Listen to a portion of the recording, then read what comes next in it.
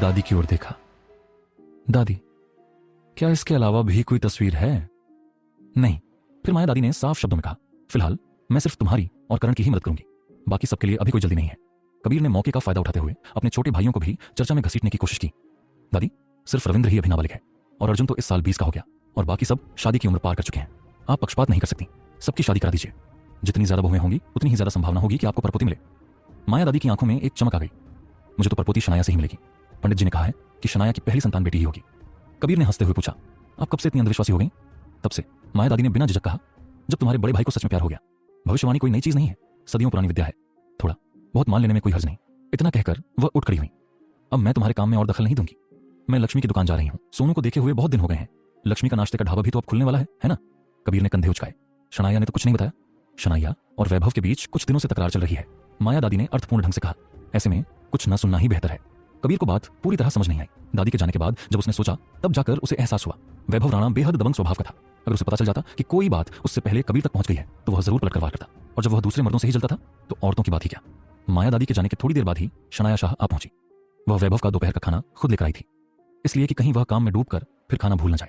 जैसे ही उसकी गाड़ी राणा कॉर्पोरेशन के गेट पर रुकी, ड्यूटी पर तैनात सिक्योरिटी गार्ड की आंखें चमक उठी। वह लगभग उछल ही पड़ा। फाटक तुरंत खोला गया।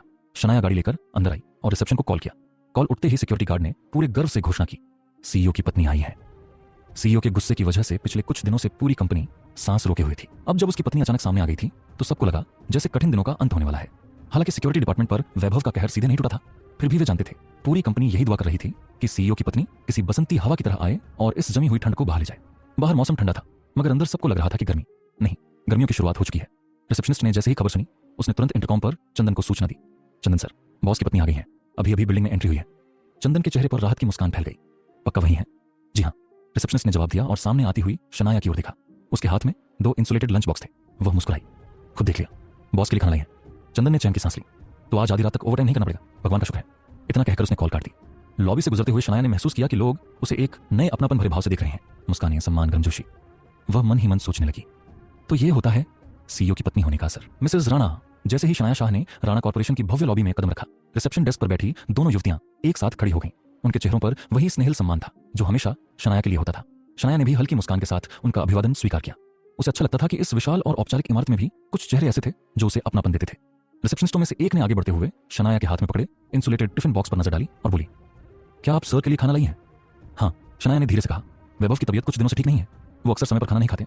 सोचा आज मैं खुद ले आऊं। उसकी आवाज में चिंता साफ झलक रही थी। वैसे भी लंच ब्रेक होने ही वाला होगा, है ना? रिसेप्शनिस्ट का चेहरा गंभीर हो गया। सर को सच में अपना ध्यान रखना चाहिए, वो काम में खुद को पूरी तरह भूल जाते हैं। मन ही मन उसने सोचा, सीईओ साहब दिन रात एक कर देते हैं, कई बार तो खाना भी भूल जाते हैं। आमतौर पर चंदन सर उनके लिए खाना लाते हैं, लेकिन सर अक्सर फाइलों में उलझे रह जाते हैं। पेट खराब होना तो तय है, लंच ब्रेक बस शुरू ही होने वाला है, रिसेप्शनिस्ट ने कहा। वह शनाया को सीईओ के प्राइवेट एलिवेटर तक ले गई, बटन दबाकर दरवाजा खुला रखा और बड़े सम्मान से बोली, कृपया अंदर आइए। शनाया ने धन्यवाद में सिर हिलाया और अकेले एलिवेटर में प्रवेश कर गई। हाथ में 2 टिफिन बॉक्स थे, एक वैभव के लिए और एक शायद किसी और के लिए भी। ऊपर की मंजिल पर एलिवेटर खुलते ही सामने खड़े व्यक्ति को देखकर शनाया एक पल को ठिठक गई। चंदन। उसके चेहरे पर ऐसी मुस्कान थी जैसे कोई त्योहार आ गया हो। आंखें इतनी सिकुड़ी हुई थीं कि हंसी छुप ही नहीं पा रही थी। नमस्ते मिसेस राणा, उसने लगभग खुशी से उछलते हुए कहा। मैं वैभव सर का सेक्रेटरी हूं, आप मुझे चंदन कह सकती हैं। नमस्ते, शनाया ने शालीनता से जवाब दिया। क्या क्या मैं अंदर जा सकती हूँ? कहीं किसी मीटिंग में तो नहीं? अरे नहीं नहीं, चंदन ने तुरंत कहा। आप बस दरवाजा खटखटा दीजिए।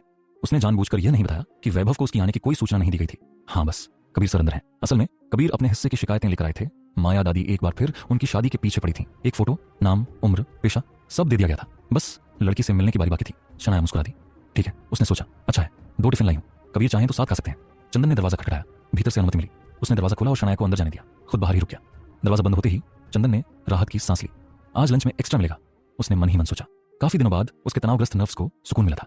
शनाया। जैसे ही वैभव की नजर उस पर पड़ी, उसकी आवाज में छुपी खुशी को वह खुद भी रोक नहीं पाया। कलम उसके हाथ से छूट गई। शनाया, उसने फिर कहा, जैसे यकीन कर लेना चाहता हो कि वह सच में सामने खड़ी है। कबीर तुरंत खड़े हो गए। आप बैठिए, उन्होंने अपनी कुर्सी ऑफर करते हुए कहा। लेकिन वैभव पहले ही उठ चुका था। उसके चेहरे पर वह भाव था जो दुनिया में सिर्फ शनाया के सामने आता था। न कठोर सीईओ, न रणनीतिक दिमाग, बस एक पति। कबीर एक तरफ हट गए। मन में हल्की मुस्कान के साथ उन्होंने सोचा, मैं आधे घंटे से बोल रहा हूं और उसने ठीक से सुना तक नहीं। लेकिन जैसे ही शनाया आई, इंसान ही बदल गया। फिर भी कबीर को शनाया को देखकर सच्ची खुशी हुई। सब जानते थे, माया दादी ने साफ कहा था कि शनाया को परेशान नहीं किया जाएगा। लेकिन वैभव को जब अपनी पत्नी नजर नहीं आती थी तो वह बेचैन हो जाता था, और उस बेचैनी का असर पूरी कंपनी पर पड़ता था। शायद उसे एहसास ही नहीं था कि उसकी असाधारण कार्यक्षमता बाकी सबके लिए कितनी थकाने वाली होती है। शनाया, तुमने बताया क्यों नहीं कि आ रही हो? वैभव राणा की आवाज में हल्की शिकायत थी। लेकिन उससे कहीं ज्यादा राहत और खुशी। अगर पता होता तो मैं खुद नीचे आकर तुम्हें ले आता। कहते हुए उसने शनाया के हाथ से दोनों टिफिन बॉक्स ले लिए, जैसे उसे डर हो कि जरा सी देर में भी उसका बोझ उसे थका देगा। फिर वो मुड़ा, टेबल पर टिफिन रखे और बिना कुछ और कहे उसका हाथ थामकर सोफे तक ले आया। उसकी नजरें बस उसी पर टिकी थीं, इतनी गहरी, इतनी एकाग्र, मानो उस कमरे में उसके अलावा और कोई मौजूद ही ना हो। कबीर यह सब देख रहा था। मन ही मन उसने सोचा, अगर वैभव अपनी आंखें निकालकर शनाया के पास चिपका सकता तो बिना एक पल सोचे ऐसा कर देता। शनाया हल्के स्वर में बोली, यह पहली बार तो नहीं है जब मैं तुम्हारे ऑफिस आई हूं। हर बार लेने आने की जरूरत नहीं, गरम गरम खाना लाई हूं, खा लेना। रोज समय पर खाना खाने से पेट भी ठीक रहेगा। वैभव के चेहरे पर एक सुकून भरी मुस्कान फैल गई। थैंक यू जान। शनाया खुद को रोक नहीं पाई। उसने हंसते हुए उसका गाल हल्के से खींच लिया। आज कंपनी में बोनस फंड रहा है क्या? जितने भी लोग मिले सब बहुत खुश लग रहे थे। कबीर हंस पड़ा। शनाया, तुम्हारा यहां आना किसी भी बोनस से कहीं ज्यादा कीमती है। वैभव ने भाई की तरफ एक तीखी नजर डाली। मेरी पत्नी मेरे लिए खाना लाई है और तुम अब भी मूर्ति बने खड़े हो, हटो यहां से। कबीर, पर तभी शनाया ने आदेशात्मक लहजे में कहा, खाना इधर ले आओ। मैंने ज्यादा बनाया है, दोनों के लिए काफी है। कबीर ने तुरंत टेबल से टिफिन उठाकर कॉफी टेबल पर रख दिए। वह बैठा ही था कि जैसे ही उसने ढक्कन खोलने के लिए हाथ बढ़ाया, वैभव की नजरें उस पर जम गईं। कबीर ठिठक गया। अभी तक जो मुस्कान थी वो वैभव के चेहरे से गायब हो चुकी थी। उसकी गहरी आंखों में ऐसा भाव था मानो शब्दों के बिना ही चेतावनी दे रही हूं। कबीर की रीढ़ में ठंडक दौड़ गई। मैं बस, उसने हकलाते हुए कहा, यह देखने के लिए खोल रहा हूं कि शनाया भाभी ने क्या बनाया है। नजरें झेलते हुए भी उसने टिफिन खोल दिया, मानो कुछ हुआ ही ना हो। जैसे ही खाने की खुशबू फैली वह खुद को रोक नहीं पाया। वाह, खुशबू तो कमाल की है। शनाया, तुम्हारे हाथ का खाना हमेशा लाजवाब होता है। उसने एक एक कर सारे डिब्बे सलीके से सजा दिए, साथ में सूप भी था। फिर अचानक उठ खड़ा हुआ। मेरा बाहर लंच का प्लान है, मैं वैभव से खाना छीनने नहीं वाला, आप दोनों आराम से बात करो। यह कहकर कबीर बाहर की ओर बढ़ गया। दरवाजा बंद होते ही वैभव के चेहरे पर जमी तनावट पिघल गई। शनाया ने उसे रोकने की कोशिश नहीं की। जब उसने कहा था कि उसका प्लान है तो उसने जोर नहीं दिया। कबीर जैसे ही बाहर निकला, वैभव की मुस्कान फिर लौट आई, लेकिन वही मुस्कान पूरी तरह आई भी नहीं थी कि दरवाजा दोबारा खुल गया। कबीर फिर अंदर आ गया। तुम वापस क्यों आए हो? वैभव लगभग झुंझलाकर बोला। फोटो लेना भूल गया था, कबीर ने सहजता से कहा। मैं होटल जा रहा हूं, वहीं से कर्ण को दे दूंगा। असल में माया दादी पूरी योजना क्रम से चला रही थी। वैभव सबसे बड़ा पुता, अब शादीशुदा था, तो स्वाभाविक था कि अब उनकी नजरें दूसरे नंबर पर कबीर पर। इस साल वह 30 का होने वाला था और उससे एक साल छोटा कर्ण भी उसी कतार में था। पहले निशाने पर वैभव था, अब बारी बदल चुकी थी। कबीर ने टेबल से वो तस्वीरें उठाई जो वह वैभव को दिखाने लाया था, लेकिन वैभव ने एक नजर भी नहीं डाली। मुझे देखने दो, शनाया ने शांत स्वर में कहा। वैभव ने कोई आपत्ति नहीं की। सच तो यह था, दादी जिन लड़कियों को कबीर या कर्ण के लिए चुने उनमें उसकी कोई दिलचस्पी न पहले थी ना अब। जिस एक ही स्त्री में उसकी पूरी दुनिया सिमटी थी वो उसके सामने बैठी थी, उसकी शनाया। शनाया की मौजूदगी ने जैसे वैभव राणा की उत्सुकता को और हवा दे दी थी। अब वह तस्वीरें देखने के लिए सचमुच बेकरार था। असल वजह तस्वीरें नहीं थी, बल्कि वो ताजा गॉसिप थी जिसे वह अपनी पत्नी के साथ बांटना चाहता था। कबीर यह सब समझ रहा था। उसे साफ दिख रहा था कि वैभव खुद को, उसे और करण तीनों को अपनी पत्नी के लिए एंटरटेनमेंट का जरिया बना रहा था। मतलब साफ था, दादी की शादी वाली मुहिम अब हंसी मजाक बन चुकी थी। मन ही मन कबीर को हल्की सी झुंझलाहट हुई। मैं अपने ही भाइयों को अपनी भाभी के सामने बलि चढ़ा रहा हूं, उसने खुद से कहा। फिर भी जब उसने दोनों तस्वीरें आगे बढ़ाई तो अपने ही आप से चिढ़ हो गई। उसमें वैभव को मना करने का साहस नहीं था। वैभव तो बस अपनी पत्नी को खुश करना चाहता था, और कबीर वह साथ देता चला गया। शायद कल को अगर मेरी जिंदगी में कोई मोड़ आया तो मुझे इन्हीं दोनों भाई और भाभी का सहारा चाहिए होगा, उसने खुद को तसल्ली दी। फिर अगले ही पल उसे अपनी सोच पर हंसी आ गई। मेरी जिंदगी में भला क्या अड़चन आएगी? मैं ना अचानक शादी करने वाला हूं, न किसी से कुछ छुपाने वाला, सब कुछ सीधा साफ और सहज रहेगा। ये तस्वीरें किसकी हैं? जैसा वैभव ने सोचा था। शनाया की दिलचस्पी तुरंत जाग गई। वैभव ने बड़े नाटकीय अंदाज में तस्वीरें उसकी ओर बढ़ाई, जैसे कोई खजाना सौंप रहा हो। दादी की दिन है, उसने मुस्कुराकर कहा। उन्हें हमारे भाइयों की शादी की बहुत चिंता हो रही है, इसलिए कबीर और करण के लिए खुद ही लड़कियां तलाश रही हैं। करण राणा परिवार का तीसरा वारिस, वैभव के तीसरे चाचा का बड़ा बेटा और राणा कॉर्पोरेशन के होटल सेक्टर का जिम्मेदार। उसकी मुस्कान जितनी आकर्षक थी उतनी ही खतरनाक भी। शनाया को राणा परिवार के सभी बच्चों की शक्लें याद थीं। खूबसूरती मानो खानदानी विरासत हो। तस्वीरें देखते हुए उसने हल्के से मुस्कुराकर कहा, दादी को आपकी शादी की चिंता असल में बोरियत की वजह से है। आप जैसे लोगों से शादी करने के लिए कतार में खड़ी होंगी लड़कियां, अगर आप चाहें तो। बस दिक्कत यह थी कि ये सारे बेहद काबिल पुरुष खुद अपनी शादी को लेकर बिल्कुल बेफिक्र थे। पिछले साल जब वैभव और शनाया की शादी हुई थी तब वैभव 30 का था, कबीर उससे एक साल छोटा, और इस साल 30 का होने वाला। इस उम्र में आम आदमी अक्सर पिता बन चुका होता है। पर तभी एक तस्वीर पर शनाया की नजर पड़ गई और उसकी भौहें सिकुड़ गईं। ये लड़की, ये तो, क्या शनाया तस्वीर में से किसी को जानती है? जानने के लिए एक तस्वीर पर नजर टिकाते हुए शनाया हंस पड़ी। दादी कबीर और कर्ण के लिए भाई ढूंढ रही हैं या पत्नी? कबीर ने जवाब दिया, पीछे सारी जानकारी लिखी है, जिसे तुम देख रही हो वो कर्ण के लिए है। दादी चाहती हैं कि कर्ण किसी भी तरह इस लड़की से नजदीकियां बढ़ाए और 1 साल के भीतर शादी कर ले। उसने कंधे उचकाए। दादी को फर्क नहीं पड़ता वो कैसे करेगा, उन्हें बस नतीजा चाहिए। अगर नाकाम रहा तो घर से निकाल देंगी। असल में दादी फोटो अपने साथ ले गई थी, लेकिन थोड़ी देर बाद लौटी और कबीर को थमा गई। कबीर को पूरा यकीन था दादी जानती थी कि कर्ण को मनाना उनके बस की बात नहीं। अगर दादी वहां होती तो जरूर कहती, किसने कहा मैं कर्ण को नहीं मना सकती। मुझे तो बस सोनू की याद आ रही थी। वह कभी नहीं मानती कि कर्ण ने उनकी तेज जुबान विरासत में पाई है, बल्कि उनसे भी एक कदम आगे है। बातों की जंग में दादी जानती थी वह हार जाएंगी। शनाया ने तस्वीर पलटी और पीछे लिखी जानकारी पढ़ी। करिश्मा बंसल, बंसल एंटरप्राइज के प्रेसिडेंट का बड़ा बेटा।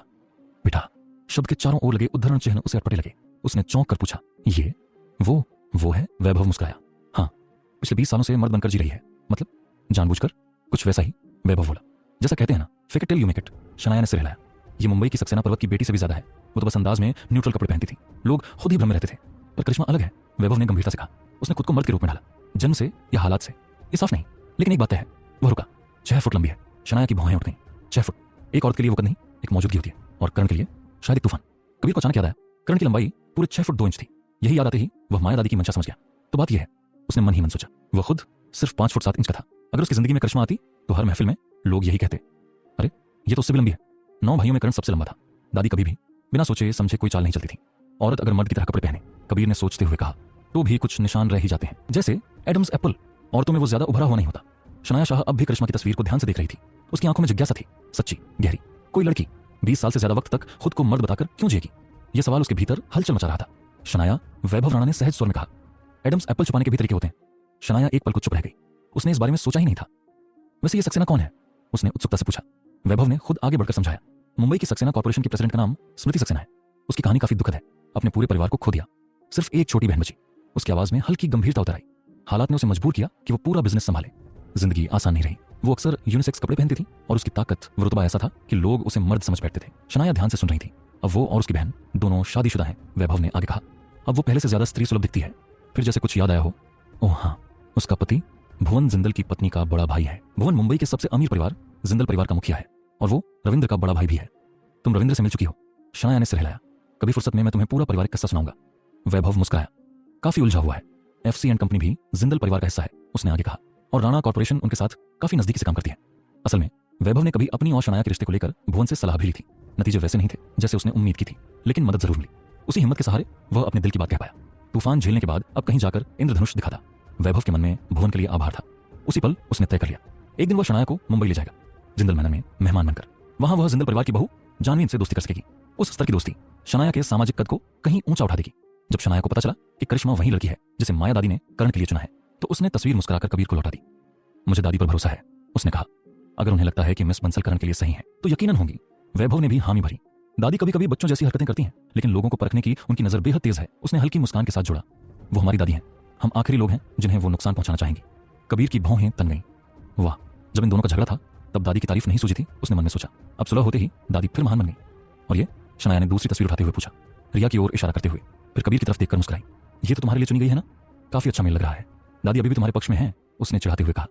दिल्ली की लड़की चुनी है ताकि तुम्हें दौड़ भाग ज्यादा न करनी पड़े। फिर हंसते हुए बोली, जबकि करण की किस्मत देखो, उसे मुंबई तक भेज दिया। आज के जमाने में हवाई जहाज हो या हाई स्पीड ट्रेन, घंटे तो लगते थे। शनाया को यह दूरी काफी बड़ी लगी। उसने वैभव की ओर मुड़कर पूछा, क्या राणा कॉर्पोरेशन की मुंबई में कोई ब्रांच है? वैभव ने जवाब दिया, लेकिन बहुत बड़ी नहीं। एक मैनेजर वहां देख रेख करता है। फिर थोड़ा रुककर बोला, हमारा असली कारोबार वहां होटल्स का है। शनाया चौंक गई। मुंबई में 6-5 सितारा होटल हैं, वैभव ने बताया। उनमें से 2 हमारे परिवार के हैं। अचानक सब कुछ साफ हो गया। शनाया मुस्कुरा उठी। अब समझ में आया दादी ने मुंबई से ही लड़की क्यों चुनी। करण राणा कॉर्पोरेशन के सारे होटलों का इंचार्ज था। दादी की हर चाल हमेशा एक कदम आगे होती थी। वैभव राणा और कबीर दोनों के मन में एक ही बात चल रही थी, दादी तब तक कोई कदम नहीं उठाएंगी जब तक उन्हें पूरा यकीन न हो जाए। वैभव ने शनाया शाह के हाथ से रिया की तस्वीर ली। उसकी उंगलियों की पकड़ में हल्की सी सख्ती थी, जैसे वह उस तस्वीर के साथ साथ अपनी बेचैनी भी दबा लेना चाहता हो। उसने तस्वीर कबीर की ओर बढ़ाई और फिर एक बार उसे ऐसी नजर से देखा कि कबीर के शब्द जैसे गले में अटक गए। कबीर ने गला साफ किया, जबरन मुस्कान उड़ी और बोला, मैं चलता हूं वैभव और शनाया, तुम दोनों अपनी बात जारी रखो। और हाँ वैभव, ठीक से खाना खाया करो। कहते हुए वो मन ही मन बड़बड़ाया, क्या कंजूस इंसान है। शनाया ने साफ कहा था कि खाना सबके लिए काफी है, फिर भी वैभव ने उसे एक कौर तक नहीं लेने दिया। कबीर ने समझदारी इसी में समझी कि कोई बहाना बनाकर निकल लिया जाए, ताकि शनाया को यह एहसास न हो कि असली वजह वैभव की मालिकाना सोच थी। दरवाजा बंद हुआ। ऑफिस में अब सिर्फ वैभव और शनाया थे। कुछ पल की खामोशी के बाद वैभव ने नरमी से पूछा, तुमने कुछ खाया था? हाँ, उसने हल्के से सिर हिलाया। यहाँ आने से पहले कुछ खा लिया था। शनाया उन लोगों में से नहीं थी जो अपने शरीर को नजरअंदाज करें। वैभव जैसे ही खाने की ओर बढ़ा, शनाया ने उसकी कलाई पर हल्की सी थपकी दी। तुम कोई बच्चे नहीं हो, उसने आंखें तरेरते हुए कहा। चम्मच से खाओ। उसने चम्मच उसकी ओर बढ़ाया। जल्दी खाओ, ठंडा खाना पेट के लिए ठीक नहीं होता। वैभव ने चम्मच थामा और मुस्कुराकर बोला, अब खा रहा हूं मेरी जान, खा लो। शनाया ने संक्षेप में कहा। वैभव खाने लगा, लेकिन उसकी नजरें बार बार शनाया के चेहरे पर टिक जाती। आज तबीयत ठीक है ना? उसने धीमे से पूछा। पेट में दर्द तो नहीं? नहीं, उसने उत्तर दिया। तुमने जो गर्म कोको बनाया था वो पी लिया। इस बार सच में ठीक लग रहा है। वैभव ने राहत की सांस ली। थोड़ा हिचकिचाते हुए बोला, जब समय मिले तो तुम्हारी बहन के घर चले, तुम्हारा सामान ले आए। शनाया हल्की सी मुस्कुराई। ज्यादा कुछ नहीं रखा है वहां, बस कुछ कपड़े। वैसे भी वहीं रह जाएं तो अच्छा है, कभी भी मिलने जा सकूंगी। वैभव की मुस्कान और चौड़ी हो गई। ठीक है, मैं तुम्हारे लिए और कपड़े दिला दूंगा। जरूरत नहीं, शनाया ने तुरंत कहा। मैंने पहले ही अपने ज्यादातर पैसे कपड़ों, जूतों और फॉर्मल ड्रेसेस पर खर्च कर दिए हैं। अलमारी भर चुकी है। ये सब उसकी मासी के कहने पर हुआ था। अनिका और मासी की निगाहों के नीचे उसे बार बार नए कपड़े लेने पड़े थे। मासी ने साफ कहा था, अब तुम्हारी पहचान बदल चुकी है। अगर सही ढंग से नहीं रहोगी तो लोग बातें बनाएंगे, और अगर अच्छे से रहोगी तो नजरें खुद ब खुद टिकेंगी। आखिरकार वह अब शनाया राणा थी। और हर नजर उसी पर थी। घर के कार्ड में बहुत पैसे हैं, दादी ने कहा था, उसे इस्तेमाल करो, अपनी जमा पूंजी को हाथ मत लगाओ। उस दुनिया में शनाया की सालों की बचत मायने नहीं रखती थी। शनाया चुप रही। वैभव ने आगे बढ़कर उसके गाल पर हल्का सा चुंबन दिया। शनाया ने तुरंत उसे पीछे धकेला। नैपकिन से गाल पोंछते हुए बोली, जब मुंह चिकना हो तब किस मत किया करो। वैभव हंस पड़ा। मैं तुम्हारे आराम के लिए मेहनत करता हूं, अगर तुम खर्च ही नहीं करोगी तो मेरी सारी मेहनत बेकार हो जाएगी। क्या तुम्हें सच में पैसों की जरूरत है? शनाया ने उसे देखा। तुम इतनी मेहनत क्यों करते हो? 100 मुझ जैसी औरतों से शादी कर लो, फिर भी तुम्हारे पास सब कुछ रहेगा। बस एक वादा करो, देर रात तक काम नहीं, और अगर कभी करना भी पड़े तो 10 बजे से पहले घर लौटाना। वैभव की आंखों में अजीब सी चमक आ गई। जैसा तुम चाहो मेरी रानी। शनाया शाह के आने से राणा कॉर्पोरेशन का बर्फ सा ठंडा माहौल पिघल चुका था। उसने वैभव के पहले झूठ को छेड़ना जरूरी नहीं समझा, और वैभव ने भी बुद्धिमानी से उस विषय को दोबारा नहीं उठाया। उसे पता था आगे चलकर उसे अपने प्यार से हर शक को ढक देना होगा। तभी शनाया ने सहज सी बात कही, मित्तल ग्रुप की मिसेस मित्तल प्रेग्नेंट है, क्या हमें कुछ सप्लीमेंट्स भिजवा देने चाहिए? इस सवाल को सुनते ही उसे याद आया, पिछली बार जब वह करणवीर से मिला था तो बातचीत के दौरान करणवीर ने हल्के व्यंग्य में कहा था कि शादी के इतने साल बीत जाने के बाद भी उसकी कोई संतान नहीं हुई, और अब अचानक आयशा गर्भवती थी। यह सोचते हुए वैभव का ध्यान अनायास ही शनाया पर हटेगा। कब वह दिन आएगा जब शनाया भी? वह बच्चों को लेकर उतावला नहीं था। असल में उसे इंतजार से कोई शिकायत नहीं थी। उसे तो उस रास्ते की हर धड़कन, हर नजदीकी, हर एहसास प्रिय था। इतने वर्षों तक संयम में रहने के बाद उसके शरीर की हर कोशिका शनाया को महसूस करना चाहती थी। फिर भी वह जानता था उसे अभी थोड़ा और सब्र करना होगा। उसने शनाया का हाथ उठाकर उसकी उंगली को ध्यान से देखा, वही उंगली जिसमें चोट लगी थी। घाव भर रहा था या नहीं, यह सुनिश्चित करते हुए उसने बेहद हल्के से उस जख्मी उंगली पर होंठ रख दी। उसकी आंखों में पछतावे की झलक थी। उसे अब भी अफसोस था कि कहीं ना कहीं उस चोट की वजह वही बना था। मैंने लक्ष्मी से बात कर ली है, वैभव ने धीरे से कहा। वह सप्लीमेंट्स ले लेगी, एक मां होने के नाते उसे मुझसे ज्यादा समझ है। जैसे ही वो सब ले आएगी हम दोनों मिलकर मित्तल परिवार में भिजवा देंगे। शनाया के चेहरे पर सच्ची खुशी उतर आई। आयशा के मां बनने की खबर उसे भीतर तक छू गई थी। यह ठीक रहेगा, उसने सहमति में कहा। मैं लक्ष्मी को पैसे लौटा दूंगी। उसने हल्की सी गुनगुनाहट के साथ हामी भरी। शनाया, क्या हुआ? कुछ नहीं, बस तुम्हारा नाम लेना था और तुम्हारी आवाज सुनी थी। इतना कहते ही वैभव ने उसे अपने मजबूत बाहों में खींच लिया। उसकी पकड़ में एक बेचैन सी तड़प थी, जैसे वह उसे खो देने के डर से कसकर थामे हुए हो। तुम अंदाजा भी नहीं लगा सकती, उसने उसके बालों में चेहरा छुपाकर कहा। जिन दिनों तुम मेरे साथ नहीं थी मैंने तुम्हें कितना मिस किया। शनाया चुपचाप उसके सीने से लगी रही। उसके दिल की धड़कनें साफ सुनाई दे रही थीं। उन धड़कनों में दर्द भी था और चाहत भी। सच तो यह था कि वह भी ठीक नहीं रही थी, बस फर्क इतना था कि वह वैभव से थोड़ी ज्यादा मजबूत निकली। अभी सब लंच ब्रेक पर हैं, शनाया ने धीमे से कहा। थोड़ी देर आराम कर लो, बाद में तुम्हें फिर काम करना है। क्या तुम मेरे साथ रहोगी? उसकी आवाज में उम्मीद झलक रही थी। शनाया ने उसकी बाहों से निकलकर उसे देखा कुछ पल, और फिर उसने सिर हिला दिया। वैभव का दिल खुशी से उछल पड़ा। अगले ही पल उसने उसे गोद में उठा लिया और लाउंज की ओर ले गया। उधर उसी समय जब यह युवा जोड़ा अपने रिश्ते की टूटी हुई कड़ियों को फिर से जोड़ रहा था, माया दादी नाश्ते की दुकान पर पहुंच चुकी थी। लक्ष्मी उस वक्त सोनू को अपने हाथों से खाना खिला रही थी। माया दादी, आप? लक्ष्मी ने कटोरा रखते हुए तुरंत उठकर उनका स्वागत किया। देखने आई थी। माया दादी ने मुस्कुराते हुए कहा कि तुम्हारी दुकान कैसी चल रही है? दुकान के भीतर कदम रखते ही माया दादी ने चारों ओर नजर दौड़ाई। साफ सुथरा फर्श, सलीके से सजी मेजें, सब कुछ बेहद सादा लेकिन व्यवस्थित। दुकान बड़ी नहीं है उन्होंने कहा, लेकिन साफ और सुथरी है। जो भी अंदर आएगा उसे लगेगा कि यहाँ सफाई का पूरा ध्यान रखा जाता है। ऐसे में लोग निश्चिंत होकर खाना खा सकते हैं। लक्ष्मी हंस पड़ी। अभी तो नई नई बनी है इसलिए साफ दिख रही है, खुलने के बाद भी इसे ऐसे ही रखने की कोशिश करूंगी। माया दादी ने संतोष से सिर हिलाया। यही करना चाहिए, मुनाफे के लिए अपने उसूल मत बदलना। भगवान अच्छे लोगों का साथ देता है। मैं समझती हूं दादी, लक्ष्मी ने आदर से कहा। तभी माया दादी की नजर सोनू पर पड़ी। वह कटोरा उठाकर खुद खाने की कोशिश कर रहा था। अरे, वे मुस्कुरा उठी। सोनू तो बहुत जल्दी बड़ा हो रहा है, अब खुद खाने लगा है। तुम उसे प्री स्कूल भेजने के बारे में सोच सकती हो, तुम्हें भी थोड़ा आराम मिलेगा। फिर उन्होंने पूछा, किसी को काम पर रखने का इरादा है? लक्ष्मी ने उन्हें कुर्सी पर बिठाते हुए कहा, अभी दुकान खुली नहीं है, पता नहीं कारोबार कैसा रहेगा। फिलहाल मैं अकेले संभालूंगी, अगर काम बढ़ा तो किसी को रख लूंगी। ओपनिंग के दिन शनाया और गायत्री शर्मा मेरी मदद करेंगी। अगर कभी जरूरत पड़े, माया दादी ने सहजता से कहा, तो बताना। मैं भले ज्यादा कुछ ना कर पाऊं, लेकिन लक्ष्मी दादी की बात सुन एकदम घबरा गई। नहीं नहीं दादी, उसकी कोई जरूरत नहीं। आखिर क्या बोला दादी ने? क्या शनाया वैभव को अपने परिवार का सच बताएगी? जानने के लिए